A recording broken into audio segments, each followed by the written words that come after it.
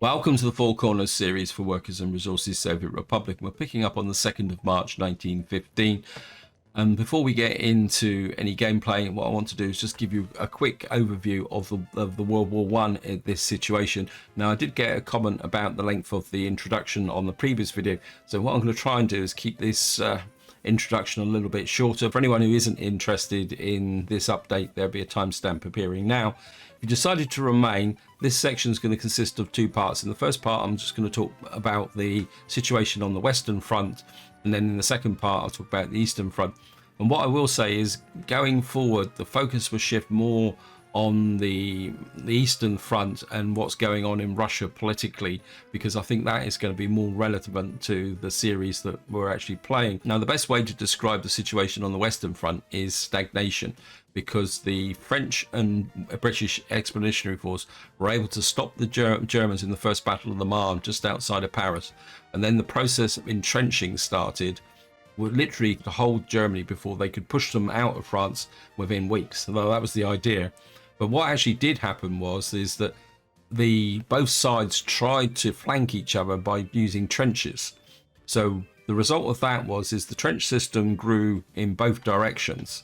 And eventually, by this time, the trench system going north had reached the Channel, and the southern trench system had gone all the way down to the Swiss border. However, it's worth noting that this line that was established during the winter of 1914-1915 would become the line on the Western Front that would hold all the way through to the end of the war.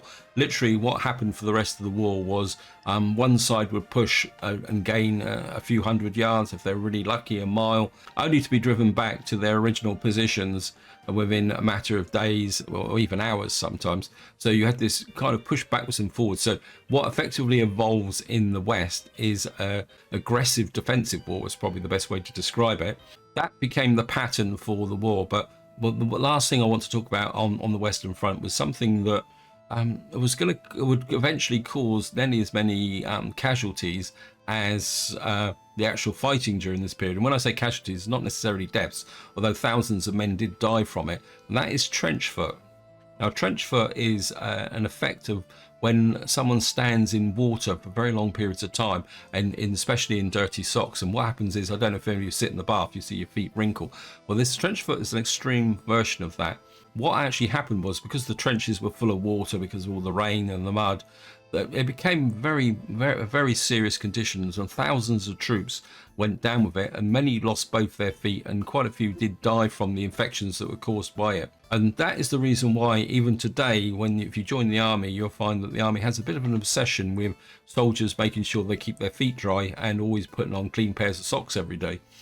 That out of the way, let's just move over to the Eastern Front. Now, the Eastern Front is a lot more complex than the Western Front, because the Russians at this point are now fighting on three fronts. They're fighting the Germans in the East Prussia. They're fighting the Austro-Hungarians in the Carpathian Mountains, and making pretty good progress, actually. And then on the 5th of November 1914, the Ottomans declared war and mounted an offensive through the Caucasus Mountains, which, if anyone's not sure where the Caucasus Mountains are, that is on the eastern side of Turkey. So what the Turks were trying to do was push up round the eastern side of the Black Sea to get up into the Caucasus. And of course, up in the Caucasus, then that area was a lot of oil, so it was a very valuable area to fight over. So effectively, the Russians were fighting on three fronts, and one front they were literally just holding the Germans, although the Germans were often pushing the Russians back. In the Carpathian Mountains, the Russians were making very good progress against the Austro-Hungarians. In fact, they pushed quite a long way into the empire, and the fighting was very much in the Carpathian Mountains themselves and all the high passes, with some consequences which I'll talk about in a minute. And of course, down in the south, the fighting was very much in mountains on high plateaus. Because it's winter, it was extremely cold. And this leads me on to the main cause of death on the Eastern Front for mainly the Austro-Hungarians and the Ottomans, but the Russians also had a bit of a problem with it as well, and that is death to hypothermia and frostbite, because the sheer big cold weather, especially at the high altitudes in the Carpathians and the Caucasus Mountains, was absolutely devastating. And during one offensive, and I think the Ottomans were trying to take Samarkand, because the Ottomans sent an army into an area where the temperature was regularly -30 below. And that was a similar problem in the Carpathian Mountains as well. Because there's one thing you can say about the Russian army is they knew how to fight in winter. In fact, they probably still do today. Where the Austro-Hungarians were slightly better equipped than the Ottomans, but they still suffered horrendously from frostbite and hypothermia. Now, just to finish up this section, I just want to talk about the difference in the styles of warfare that was going on, because during the First World War, there was a certain amount of prejudice, is probably the best way of saying, from the West about the fact that the Russians were not particularly that good at fighting and particularly were that well equipped. You've got to understand the mentality in the West. They were fighting over inches, and losing a few feet of their battle line was considered a major disaster. Now, in the East, because of the sheer expanses of territory, the Russians were a lot more relaxed about retreating and giving ground to attacking armies. In fact, it was quite a well-developed strategy that when an invading army broke through, the Russians would fall back, drawing the enemy away from their supply lines. And while the enemy was extending, being drawn away from their supply lines, the Russians would be able to reinforce with recruits, rebuild their armies, and then strike back. This was very much the Russians using the vast amount of space that they had to their advantage. And I think probably even today, militarily, they probably still think the same way. So this perception that the Russian army was poorly equipped and couldn't fight is based more on a prejudice between the two fighting styles. And in many ways, the Russian army gave itself a pretty good account, because they were driving back the Austro-Hungarians, and they were literally threatening to break over the Carpathian Mountains and onto the flat plains. And of course, they completely destroyed the Ottomans in the south. The only one area where they still had problems was on the flat area of East Prussia, where the Germans were quite often pushing hard and the Russians were falling back until the Germans got extended, then the Russians would push back again. Similar to the Western Front, the battle lines were fairly clearly defined and would move backwards and forwards. The big difference is in the West, the gains were defined in hundreds of meters. On the Eastern Front, you could be talking tens of miles or 100 miles more, where the way things shifted back. And of course, you still need to remember that armies advanced and retreated along the railway lines, which was another big problem in the Carpathians and Caucasus Mountains, because there were very few railway lines. And again, I think I've gone on longer than I should have done, so this is where we're now going to move on. Introduction over. I'd like to say a big thank you for your comments and feedback. As usual, you guys give me so much to think about. And I suppose I better start with an update of the current situation, because we've managed to get through the winter after my slight panic in the last part over the fact that this shop here couldn't supply all the workers. And you can see one of the problems I've got now, in fact, I'm just going to let the game run, because we're going to need to force workers into our food shops. Because if we don't get the workers into these shops, what's going to happen is that the population isn't going to get access to food, and then things are going to go slightly wrong big time. And so what we're going to do is just force the issue at the moment. It's going to cause a little bit of unemployment at the moment, because people will be in the wrong area. Just want to make sure. I think what I can do is take you off the bakehouse, because I think once we got enough workers in here, because the people start getting happy, because the first thing we're going to need to do is build up our happiness. You see, our population is 624 with 406 workers, and we've got a few escapees and a few deaths. But I think at the moment we're going to have to live with the unemployment in order to get our happiness back up again. And the other thing I'm also considering is bringing this back on. I did shut this down, but I think what I am going to do is we're just going to cancel this, and I want to build a refrigeration truck, which I haven't. Oh, so I have. I'm going to build an ice truck, because I think what I'd like to do is actually start to import some meat. Now, I've also got another bit of anomaly over here, in the sense that the game has been quite industriously sending clothes and fabrics up into my storehouses up here, which is a bit of a pain in the neck. But What I want to do is turn that to my advantage in the fact we're going to export all that to try and make some money. So what we're also going to need then is I think I've used up all my covered holes, so what we're going to do is just make a couple of covered holes for the export market. The other thing I'm also considering is the fact that I'm getting a bit fed up of sending my vehicles all the way over to here, so I wouldn't mind a vehicle depot, but the problem's going to be is where we're going to put it. Cutting a few trees down here as well, so we'll put some pine trees in here as well, just to keep everything close. How are we doing over here? This is getting a little bit sparse as well, so I think what we're going to have to do is we've got an epidemic. Thank you, game. Ministry of Health is warning about an increased amount of sickness in citizens. This is exactly what I wanted at the moment. Let me just see how that is coming together.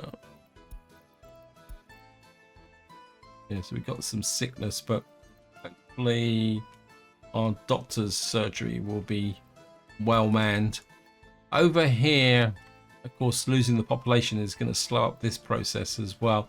I'm going to apologise in advance that things are here are going to get a little bit creepy crawly. Now I just want to make sure we're currently working on that power substation, and that's about it. I think what I would like to do is we're going to get you working on that store. I suppose we could add you. In fact, we've now got bricks and steel coming into here, so I think we're going to move these guys over as well, and I think we'll allocate you to here as well.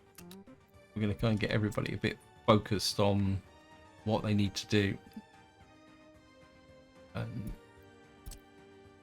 I think it'd be worth it to, I know that technically they might not have enough here to be going on with, but I think that will make a difference if these guys are operating from that point of view. Down here, what are you guys working on?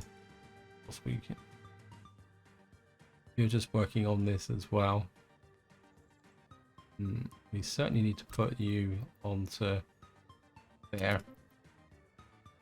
I think during this population crisis we're going to just concentrate on one building at a time.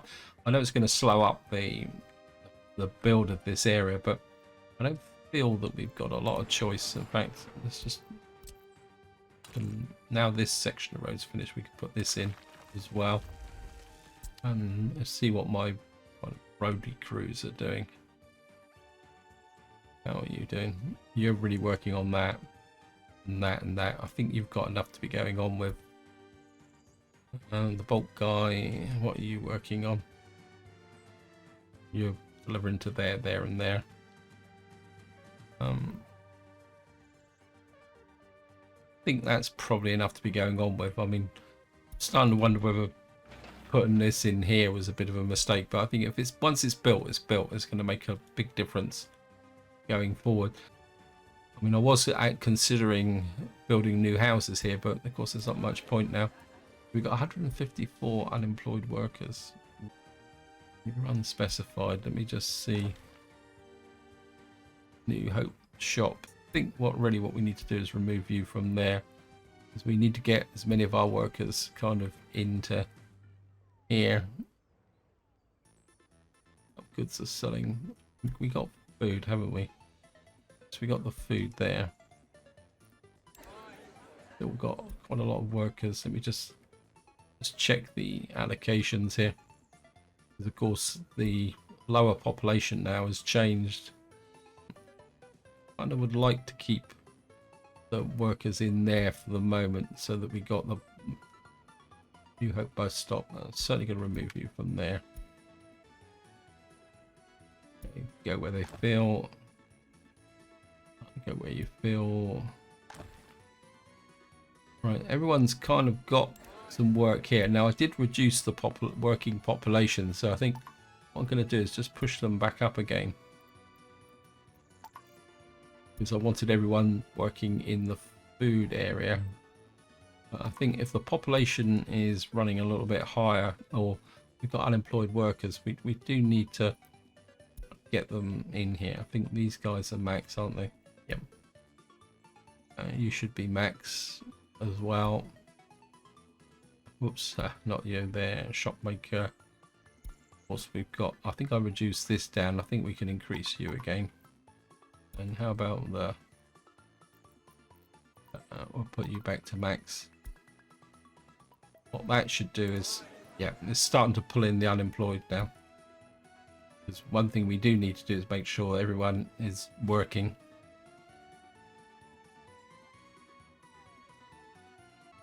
And the other thing also is because the population has dropped, we're going to get a possible food surplus.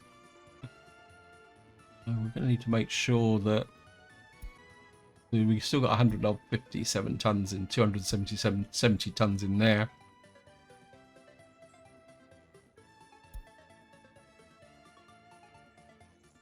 What we'll do is, where is this miracle here? What microbrewery? I'm just gonna. One thing I did notice is we're gonna tell him to wait until loaded. I think we'll push up the workforce in there. Now I know it's going to affect the workforce going out to the construction site, but I don't think there's much I can do about that at the moment. We've got to recover this happiness. Obviously, we still got escapees, but it's just on the borderline here. We got down to 400, so we're still kind of losing the odd people. You're not an ice truck. Where's the ice truck here? I'm sure there's an icy wagon here. Yeah, where are you? I think what we're going to do is temporarily we're going to send you to there.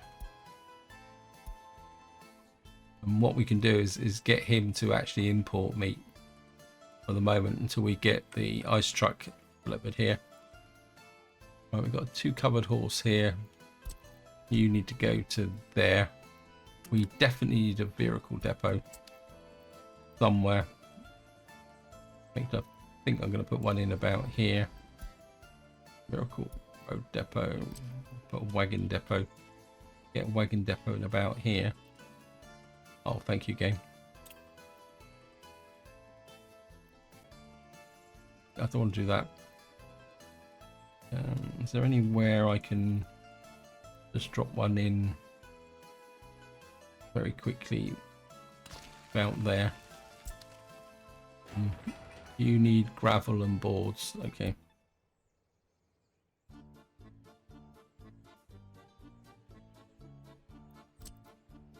Get you on there. The bulky supply guys on here as well. Road crew on here as well. And we need these guys as well on here as well. I know it's still not as efficient as it should be, but the way it is. Pick you up here. You're going to import meat. First things that you're going to do is drop meat off there, and then you're going to go back to there, import meat, and drop off meat there for the moment. And we'll just remove you. Whoops. Okay, we've got to start again. I've got over ambitious. So you can go there, you can drop off there, and you can drop off there and there. So we'll just get you importing the meat. And then we'll build a couple of covered holes to do the exports. Because what we can do is leave this one icebox truck importing the meat, and then hopefully what we'll get is a little bit of a build up of meat here. Because I think these fields are going to suffer. And then we can top up the meat in this area with the meat from here. We're just going to have to keep an eye on the money.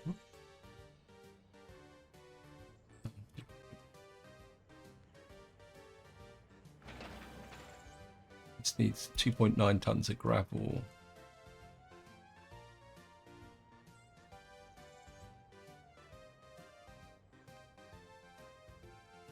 You're the guy doing the moving the stuff down to Titusville.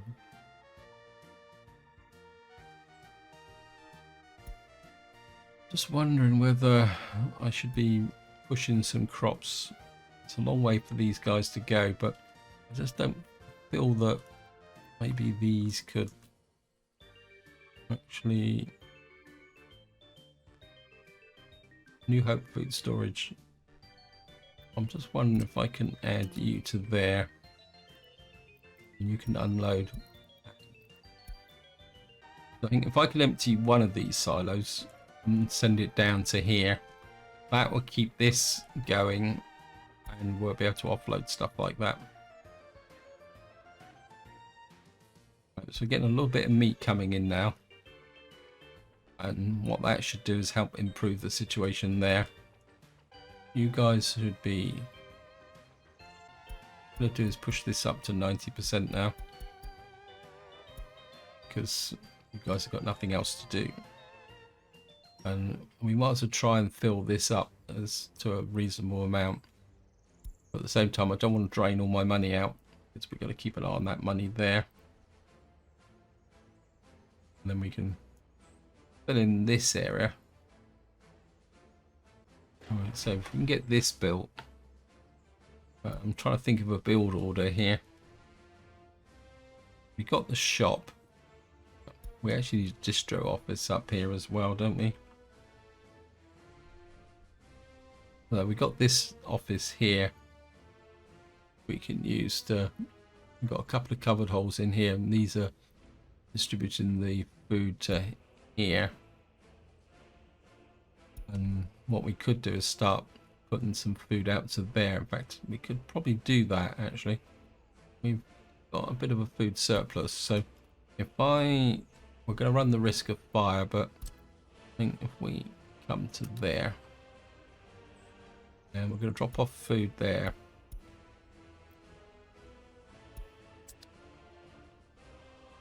And we can do that there.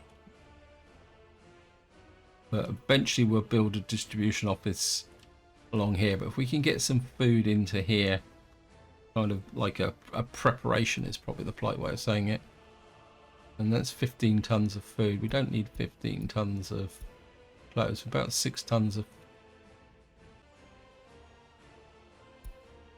We go 15 tons of food, 4 tons of clothes. We can get all that filled in there. That would be quite advantageous. In fact, I think what I'm going to do is I'm going to pick up from here, allocate you, and you can deliver clothes to here as well. Effectively what we're doing is pre-preparing this area for the people to move in while we've got a surplus and we've got time.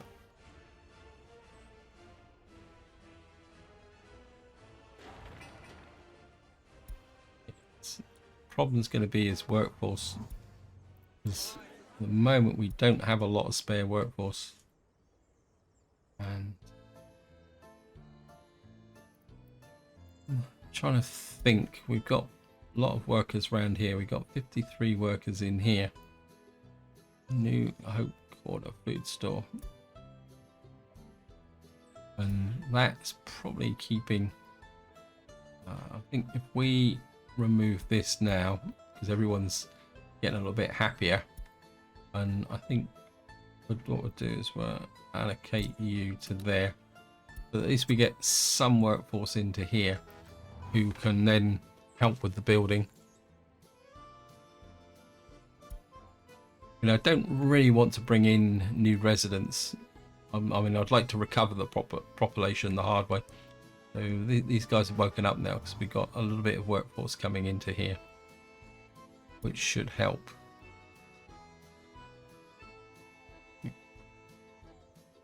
Covered hole here. Of course, we're going to have to send you down to here. Right, new stop. You can pick up clothes or fabric. Come down here and export clothes and fabric. Actually, No, you can do close.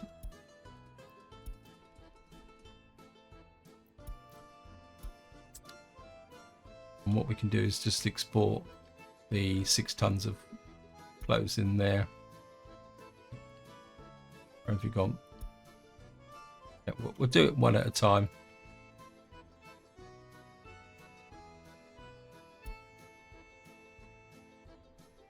Five tons of clothes in there. We can put the clothes out to here and get that built. Right, we've now got another road finished here. What are you doing delivering to? You're delivering to the rural store. I certainly would like to gravel in this road here. That'll be another job we want to do, because I think in here we've got the storage for the logs, so that's going to be something we're going to need to do. What are you guys working on? I think you've got enough to be going on with just for the moment. I'd like you to catch up with the yeah, Wagon Depot. In fact, I think we'll put you onto there. Although I think you've already got let me just see. Yeah, we already got 2 mechanisms on here anyway, so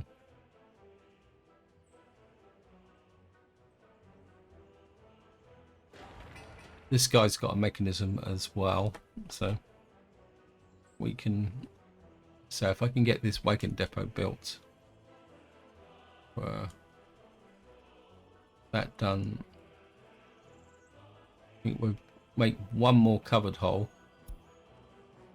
I don't think you've got space, have you? No. I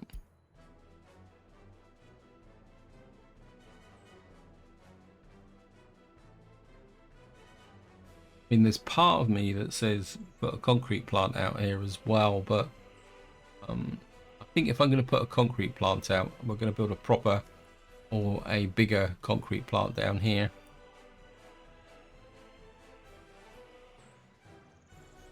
Got these guys here. Apologies that this is a little bit slow paced in this part, but I think the damage to the population has kind of caused us to lose a bit of momentum.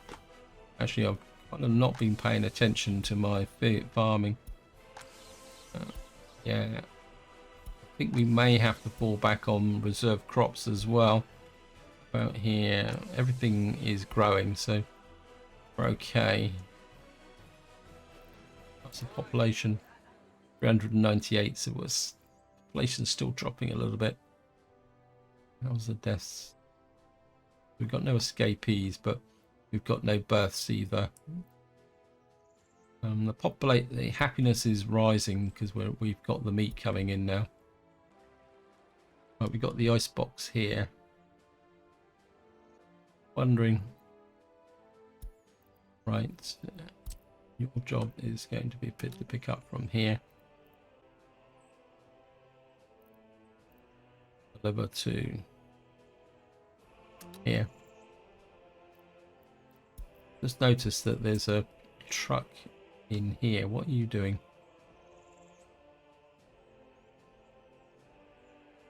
Why have I got a covered hole truck sat here when I've got this set up to move the clothes from here to here? Interesting. So in some ways you're a little bit redundant because this place is absolutely packed full of clothes. I think what we do, just so that I know where you are, you go down to here. And then that opens up that area there. Where was that ice truck that I just allocated?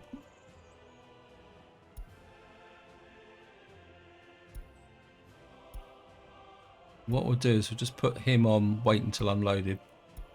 He probably won't do it, but we've got 1.56 tons in there. We've got a little bit of meat there, so if he goes there, the ice truck can sit there for the moment. And And what we'll do is we'll find the ice truck, this ice truck.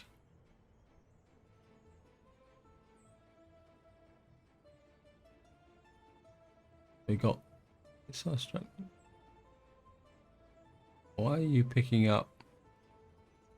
Right, so you're kind of. Hang on, I've got myself confused here.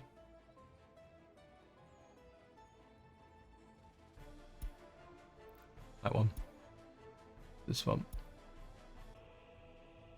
I think if we remove that and that one, and then we'll set you to wait until no.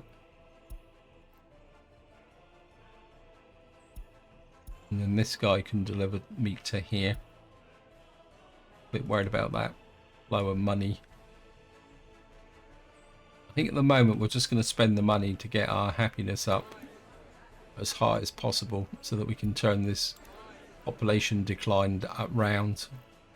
And I think once we return the population decline around, what we can do is get things going here. So we got food, we got meat in here. Let's just have a look. Yep. We've got a bit of an issue with sport, but that's not that big an issue, to be honest. And we've got that done. Okay, we got our gravel guys here. What are you doing?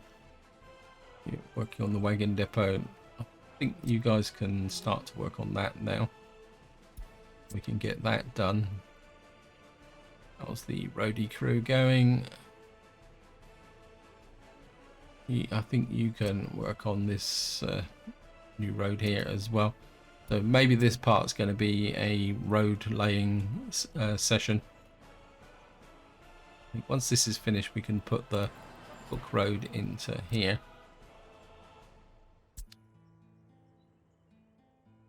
Which I wouldn't mind. But this is more for completeness than anything else. A really short section, so probably going to need bulk supply, road crew, and workers on this one. Workers, bulk supply, and road crew. You can build in this section here. I mean, this is more just to make it all look a bit conform a little bit. I mean, I do need to start tidying this area up. Right, how are we doing for exports now? Right, so we're now starting to export these clothes. We've done 5 tons of clothes already. The alcohol is kind of picking up a little bit as well. And we can get the workers into there. Right, we've now got our wagon depot finished. I think I'm going to cancel current production here. I'm going to drop that down. I'm going to send you guys to here. Got here. Right. I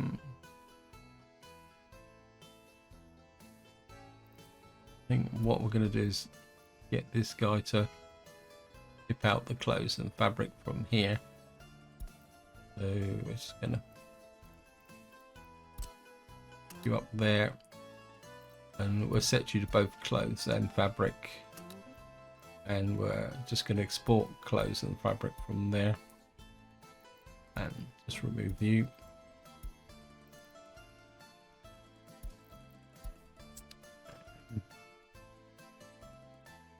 I mean, this is going to make both money and also create space here for storage, which is what we're going to need. The concretey guy, you've got no jobs at all. This needs concrete. Wow, okay, I forgot to assign concrete to there. Bit of a fail. This is going to be telling me it needs concrete. So we got workforce area but no concrete.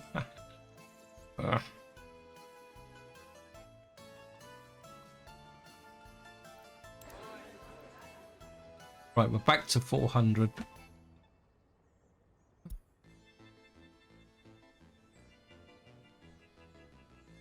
And everybody's working hard here. We got this all stacked up.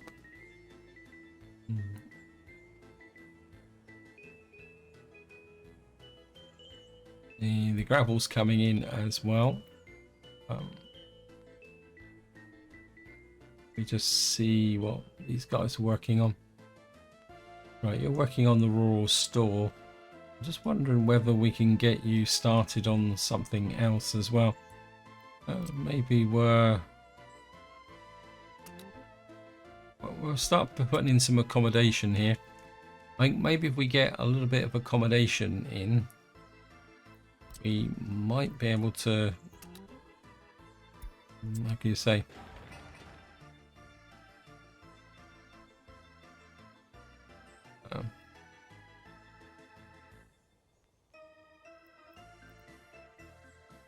you need concrete, so we're going to put the concrete guys on this as well, just for the moment. I'm starting to think that, see, we're getting food and clothes out here. We can get, this is built, we also need, where's the, it's in here somewhere, I'm sure it is. This is, so you need steel and concrete, because that's where the electronics comes from. And of course you're going to need workers as well. I think if we can get a power supply out here with the food, I mean, true, it's going to be a bit grim because there'll be no heating, but I think if we can get a small nuclear population out here over time, what we'll be able to do is start to build this village up with some local workers.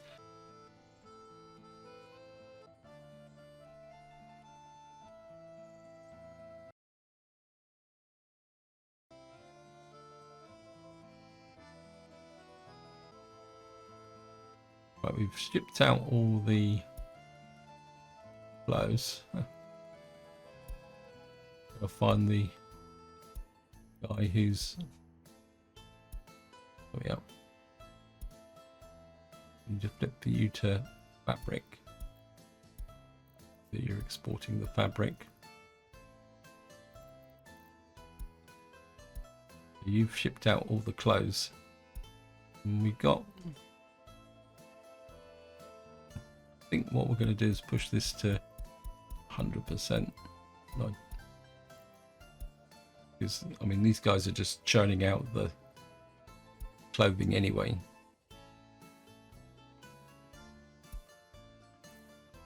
I mean, we've got, have a look at the profits. We made 19,000 last month. Alcohol, most of our profit came from the clothes and fabric. In fact, all our profit came from the clothes and fabric. So if we can get this going and ship out all that stuff, we should be pretty good. And so we got a spare covered hole there. See what we got here. Yeah, I mean, got a little bit of fabric there.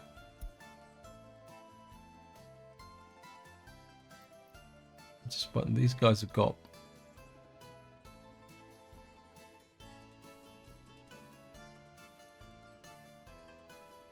You're picking up the fabric.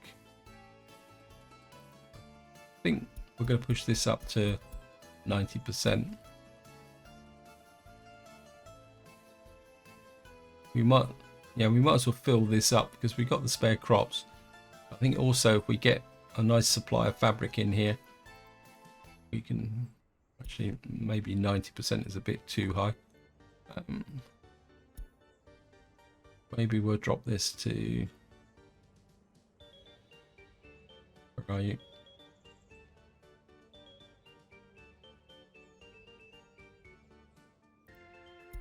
Maybe we'll take you to 60%, like that.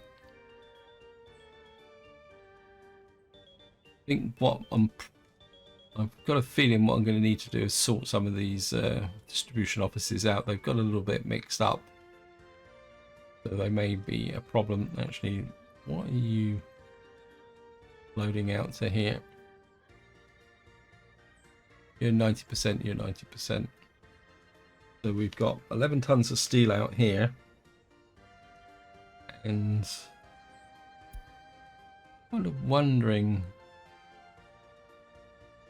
these guys, steel and bricks, wondering whether, seeing you're kind of literally sending stuff out to here, just, whoops. I think for the moment we're how these guys to pick up from here, because we can use these guys to move stuff out this way. And then what that means is instead of them going down to there, they can come up, pick up the bricks there and drop them off into this area as and when they're actually needed.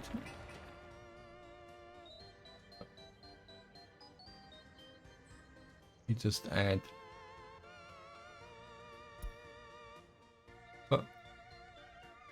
put you onto it as well, because the restriction at the moment is concrete.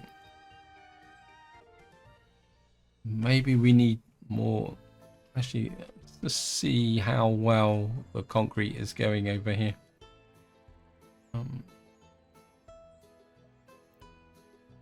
Cannot export asphalt. No problem hooking up.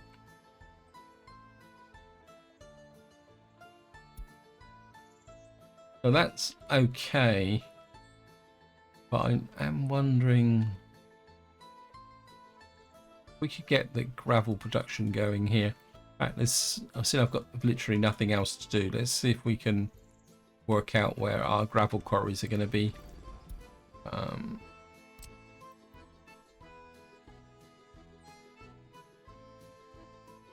Where it's going to tell me that, well, we got one there. Oh, we got 91% there. That's pretty good.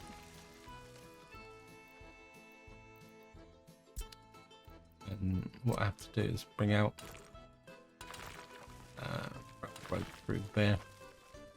Go straight for gravel,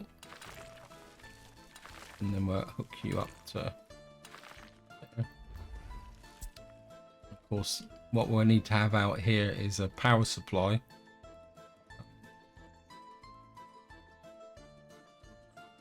My instinct is a wind turbine. Let's put in here. Actually, keep energy related. Will these be a little bit too modern looking?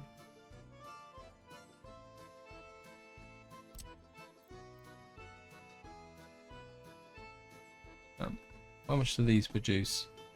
These produce 15 megawatts. I don't think we only need 15 megawatts out here, do we?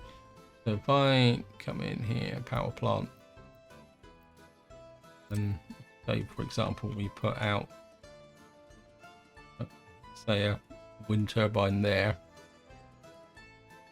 like that.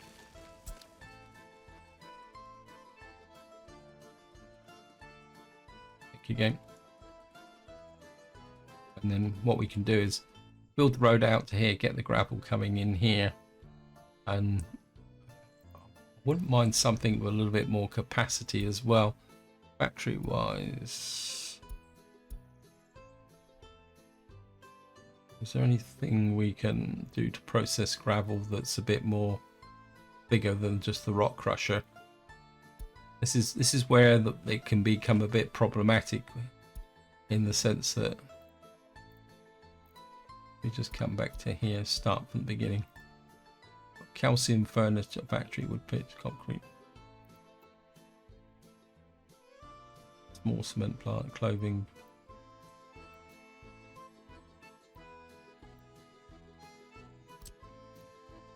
I mean, this is too big for the moment. I don't want to build anything that big.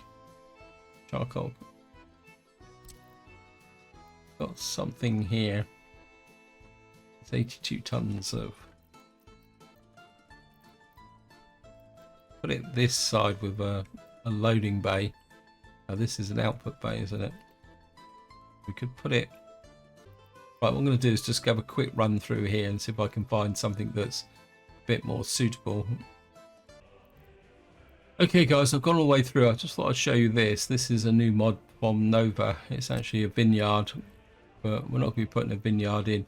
You can see it basically produces 1 ton of food per workday with, based on power. I don't think it actually needs anything.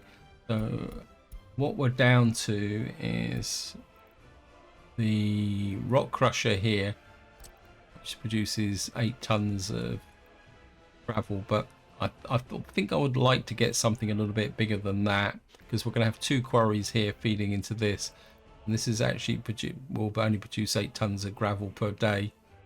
So what we're going to have to do is like this with turnaround. But so what's this one? This needs 109 tons of concrete, 42 tons of steel. There's not a lot in this. The only thing I do like about this is the fact that if we use this one, we can put a vehicle loading dock on, which might speed up the loading of the vehicles. So, and I think having a major gravel processing section out here might make a difference.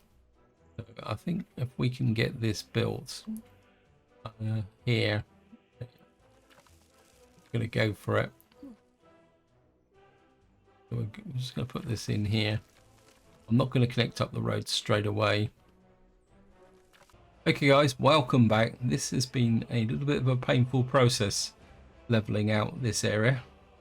And what I've had to do in the end is resort to pausing the game, because everything seems to go a bit quicker when the game is paused. But as you can see, it's with these very small, I think they're bulldozers, it's been a bit of a painful process, but we've now got that built. I just want to check the road connection here and just make sure. Yeah, we've got a road connection to there. So I'm pausing, let the game run forward.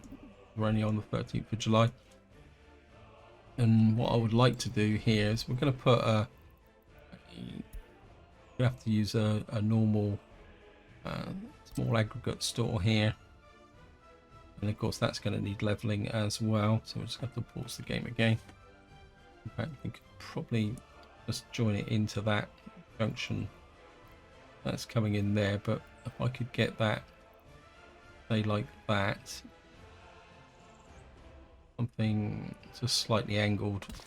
Oh, that actually went down first time. So we've now got a beginning of a serious gravel production here. It's coming a little bit closer to the town than I had hoped for, but we can always expand this way and this way. Of course, what we will be doing is need to push the infrastructure out for the oil over here. See that I haven't actually impinged on the...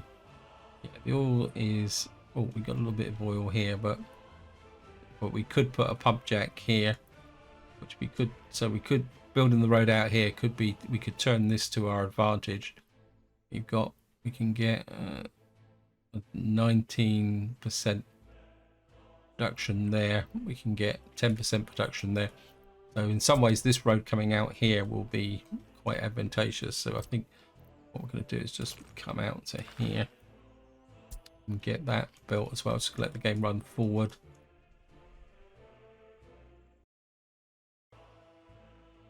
And I'm aware that I'm starting to run out of time, so what I'm going to do is just have a quick run round and see what is going on and how things are going. Our road crew here has stopped, so if he's actually stopped doing anything, he's obviously someone's still working on that. Right, we've built all the roads through here at the moment. I think what we're going to do is get these guys going on this, because I'm really starting to think that maybe getting quite a major gravel industry out here might be a step forward in assisting this process. Of course, we're going to probably need a bus stop out here as well. So I think we'll get these guys working on... Yeah. I don't think you're going to need it. I'll just put you on there and there. Oops, no. There, sorry. Now let's just check our townhouse, you need gravel and concrete. Actually, you need a mechanism. You're going to need the New Hope workers assigned now. Start building that up. And you need concrete. So we just got to keep grinding through that section there. Harvest wise, we're nearly there. And I think, how's the population going? We're back to 416. So the population is going good. See here, we've now emptied this out. We've now emptied this out. So I'm going to need to find those two covered holes, which you can go back to this depot.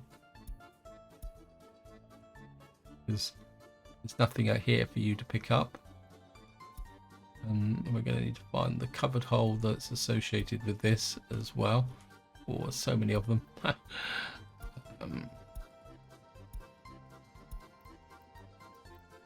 You can go to this depot as well. Quite strange that we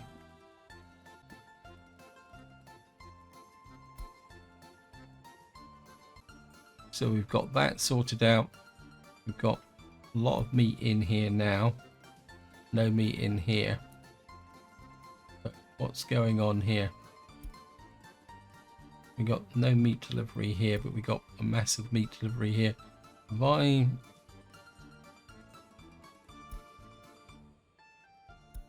seem to have had 2 ice trucks. Where are you? You're down there. Where are you? You're up there. Yeah, I think what's happened is that I've messed this up a little bit, haven't I? You go to there, unload. You've got effectively got one of these guys delivering to both places.